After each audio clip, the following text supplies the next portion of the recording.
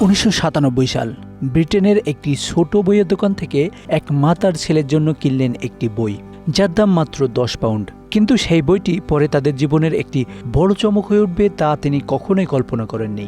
বইটির নাম Harry Potter and the philosopher's stone, লেখিকা জে.কে. রাউলিং।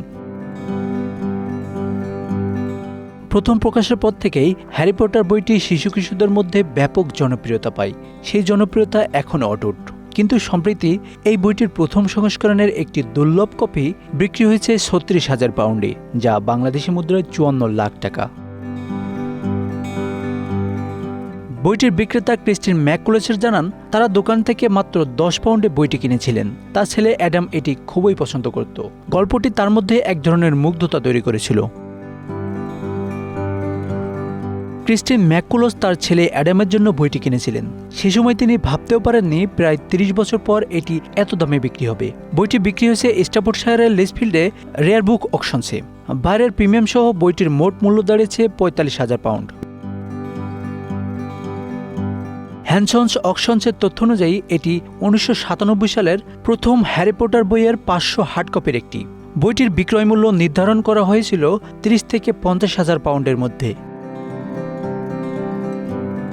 অ্যাডাম জানান, তাদের আগের বাড়ি সিঁড়ির নিচে বইটি পড়েছিল।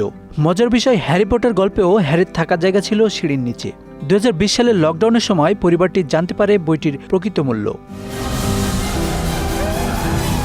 Harry Potter and the philosopher's stone কেবল একটি গল্পের বই নয়, এটি আজকের পৃথিবীর এক অনন্য সাংস্কৃতিক আইকন। জে.কে. রাউলিং দীর্ঘ 5 বছর ধরে চরিত্রগুলোর বৈশিষ্ট্য, তাদের ক্ষমতা এবং সীমাবদ্ধতা নিয়ে চিন্তা করেন। 1997 সালে প্রকাশিত হওয়ার পর থেকেই এ পর্যন্ত হ্যারি পটার সিরিজ বিশ্বব্যাপী প্রায় 500 মিলিয়নেরও বেশি বিক্রি হয়েছে।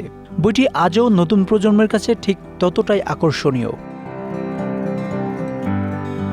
হ্যারি পটারের গল্প, চরিত্র ও এর জাদুর জগৎ শুধু শিশু কিশোর নয়, প্রাপ্তবয়স্কদের কাছেও চিরকালীন প্রিয়।